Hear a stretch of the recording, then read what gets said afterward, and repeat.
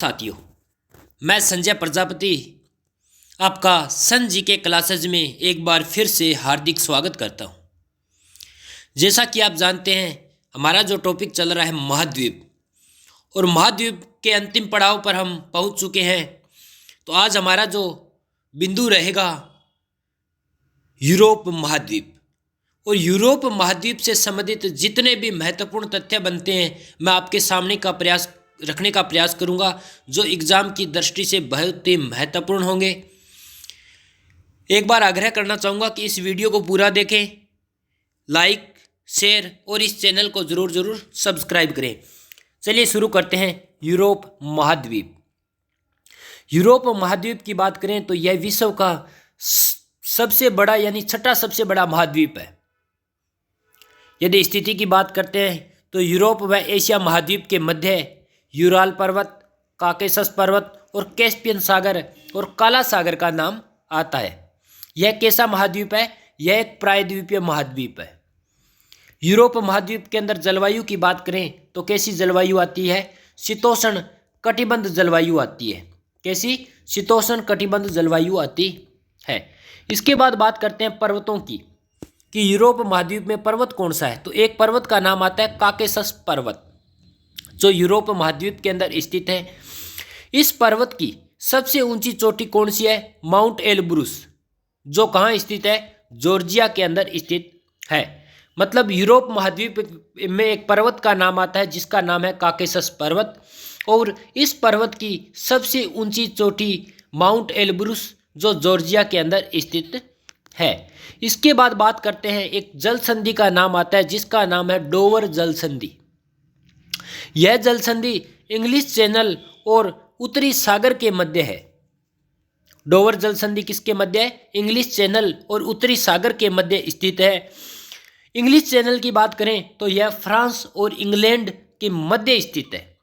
तो English channel से याद रख सकते हैं इंग्लैंड, और इंग्लैंड और फ्रांस के मध्य यह चैनल स्थित है। इसके बाद बात करते हैं यूरोप महाद्वीप के अंदर झील की। तो इसके अंदर एक झील का नाम आता है लेक लाडोगा। कौन सी झील? लेक लाडोगा, जो यूरोप की सबसे बड़ी झील है, लेक लाडोगा। इसके बाद बात करते हैं बंदरगाह की। यूरोप महाद्वीप के अंदर सबसे बड़े बंदरगाह का नाम आता है जिसका नाम है रोटरड्रम। कैसा नाम आता है? रोटरड्रम, जो नीदरलैंड के अंदर स्थित है। इसे यूरोपोर्ट भी कहते हैं। जो रोटरड्रम महाद्वीप जो बंदरगाह है यूरोप महाद्वीप का, इसको यूरोपोर्ट भी कहते हैं। एक देश का नाम आता है नॉर्वे। इस नॉर्वे को मध्य यात्री का देश भी कहते हैं। इसके बाद बात करें नदियों की। नदियों के अंदर सबसे पहले चर्चा करते हैं वोल्गा नदी पर। यह यूरोप महाद्वीप की सबसे बड़ी नदी है, वोल्गा नदी। इसके बाद बात करते हैं राइन नदी की। राइन नदी दरार घाटी के लिए प्रसिद्ध है। ये सीधे सीधे प्रश्न पूछे जाते हैं एग्जाम में कि दरार घाटी के लिए इनमें से कौन सी नदी प्रसिद्ध नहीं है या कौन सी नदी प्रसिद्ध है। एक नाम आता है टाइबर नदी। टाइबर नदी, तो इस नदी पर रोम शहर बसा हुआ है। तो रोम शहर कौन सी नदी पर बसा हुआ है? टाइबर नदी। इससे याद रख सकते हो कि टाबर रो है, यानी टाइबर नदी पर रोम शहर बसा हुआ है। इसके बाद बात करते हैं टेम्स नदी की। इस नदी पर क्या बसा हुआ है? लंदन बसा हुआ है। एक बात करते हैं सीन नदी की। यह सीन नदी पेरिस से बना हुआ है। सीन नदी पर कौन सा शहर बसा हुआ है? पेरिस शहर बसा हुआ है। एक शहर का नाम आता है लोयंस व जिनेवा, जो कौन सी नदी पर बसे हुए हैं? रोन नदी पर बसे हुए हैं। एक नदी आती है डेन्यूब नदी, जो एकमात्र ऐसी नदी है जो पूर्व में बहती है। तो डेन्यूब नदी एकमात्र ऐसी नदी है यूरोप महाद्वीप की जो कौन सी साइड बहती है? पूर्व में बहती है। इसके बाद चर्चा करें खनिज की, कि यूरोप महाद्वीप में खनिज कौन से देखने को मिलेंगे। स्पेन का सबसे महत्वपूर्ण खनिज की बात करते हैं तो उसका नाम आता है पारा। उत्पादन की दृष्टि से कर लो चाहे किसी की दृष्टि से करो, लेकिन स्पेन का जो सबसे महत्वपूर्ण खनिज है उसका नाम आएगा पारा। सेकंड बात करते हैं पुर्तगाल की। पुर्तगाल सबसे अधिक टंगस्टन उत्पादन करने वाला देश है यूरोप महाद्वीप का। तो यूरोप महाद्वीप के अंदर पुर्तगाल एक देश आता है जो टंगस्टन उत्पादन करने में सबसे बड़ा देश है। बात करते हैं इटली की। इटली खट्टे फलों के उत्पादन के लिए प्रसिद्ध है। इटली क्यों प्रसिद्ध है? खट्टे फलों के उत्पादन के लिए प्रसिद्ध है। इसके बाद चर्चा करते हैं कृषि की। अल्पाइन और स्टेपिस घास के मैदान अपने को देखने को मिलेंगे यूरोप महाद्वीप के अंदर। तो कौन से घास? अल्पाइन और स्टेपिस घास के मैदान अपने को यूरोप महाद्वीप में देखने को मिलेंगे। एक कृषि का नाम आता है जिसका नाम है पोल्डर कृषि।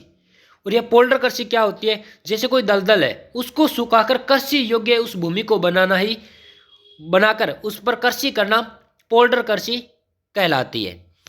इसके बाद तथ्यों की बात करें तो एक घाटी का नाम आता है जिसका नाम है मेरितसा की घाटी, जो बल्गारिया के अंदर स्थित है। गुलाब के फूलों के लिए पूरे संसार में, पूरे वर्ल्ड में फेमस है ये। तो मेरितसा की घाटी किसके लिए प्रसिद्ध है? गुलाबों के फूलों के लिए प्रसिद्ध है, जो यूरोप महाद्वीप के अंदर स्थित है। देश की बात करें तो बल्गारिया देश के अंदर स्थित है। दो शहरों के नाम आते हैं जिनेवा और जूरा। ये दोनों शहर कहाँ हैं? स्विट्जरलैंड के अंदर बसे हैं। और यह दोनों शहर घड़ियों के उद्योग के लिए प्रसिद्ध है। इसके बाद बात करते हैं फ्रांस की, कि फ्रांस में ऐसी क्या खासियत है। फ्रांस अंगूर के उद्यानों के लिए प्रसिद्ध है। तो फ्रांस के अंदर जो अंगूर के जितने भी उद्यान है, पार्क है, वो फ्रांस के अंदर स्थित है, जिससे इस अंगूर से क्या बनाई जाती है? शराब बनाई जाती है। इसके बाद हम बात करेंगे सन जीके क्लासेज के चैनल की। यह चैनल आपके भविष्य को देखते हुए बनाया गया है, तो कृपया करके इस चैनल को लाइक, शेयर और सब्सक्राइब ज़रूर करें। कमेंट बॉक्स में बताएं कि आपको यह वीडियो कैसे लगी। ज़रूरतमंद छात्रों तक इस वीडियो को शेयर करें। बहुत बहुत धन्यवाद। जय हिंद, जय भारत।